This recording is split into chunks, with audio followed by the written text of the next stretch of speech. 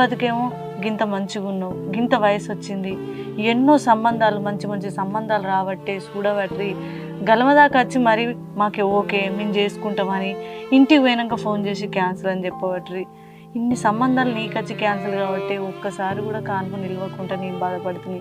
ఆ దేవుడు ఎందుకే ఎద్దున్నోళ్ళకు బుద్ధి ఏడు, బుద్ధున్నోళ్ళకి ఎద్దు ఏడు, ఎందుకు ఇట్లా ఆడుకుంటాడో ఏమో.